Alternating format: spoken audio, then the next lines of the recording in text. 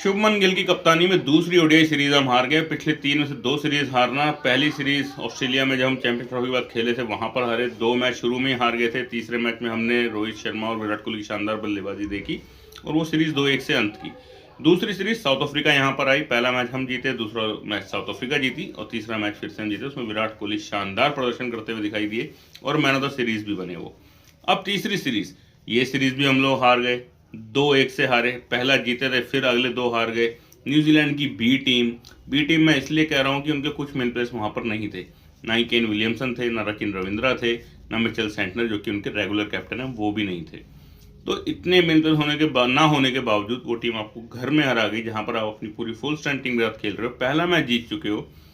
और अगर हम बात करें शुभमन गिल की कप्तानी की, तो 2 सीरीज खेले हैं, दोनों ही हारे।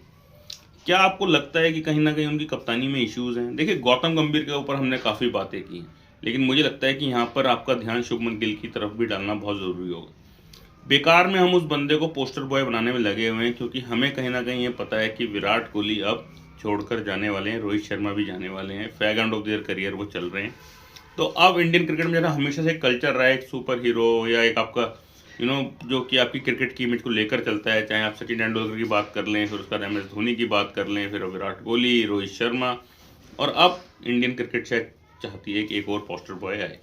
लेकिन क्या क्रेडेंशियल्स हैं शुभमन गिल के? क्या उन्होंने कप्तानी में आज तक कुछ अचीव किया है ऐसा जिसके ऊपर कि हम उनको इंडियन टीम का कैप्टन बना दें, या सिर्फ एक पोस्टर बॉय बनाने के चक्कर में उनको कैप्टन बनाया हुआ है? सचिन तेंदुलकर भी देखिए प्लेयर थे अच्छे, उनका मतलब तो गॉड ऑफ क्रिकेट कहा जाता है, लेकिन उन्होंने भी कप्तानी एक टाइम पर छोड़ दी थी। गिल के अंदर मुझे वो मटेरियल नहीं दिखता, ना उनकी वो बॉडी लैंग्वेज है, ना उनके अंदर वो डिसीजन मेकिंग है, ना उनके अंदर वो प्रोएक्टिवनेस है, जो कि काफ़ी कमेंटेटर्स बात भी कर रहे थे।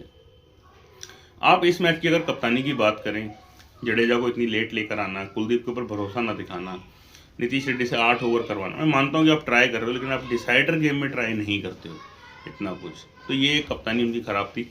अब बात करूँ अगर मैं उनकी बल्लेबाजी की, कितने ही मैचेस ऐसे हुए हैं जहाँ पर क्रंच मैचेस में उन्होंने रन नहीं मारे हैं।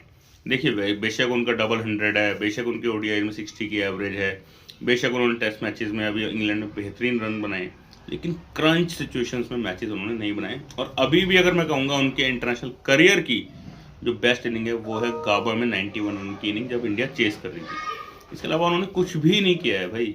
चाहे वर्ल्ड कप फाइनल देख लो, चाहे आप चैंपियंस ट्रॉफी के फाइनल देख लो, चाहे आप यहाँ पर फाइनल देख लो, और T20 आईज में भी आप देखो कितना खराब उनका उठा था, फाइनली उनको ड्रॉप किया गया।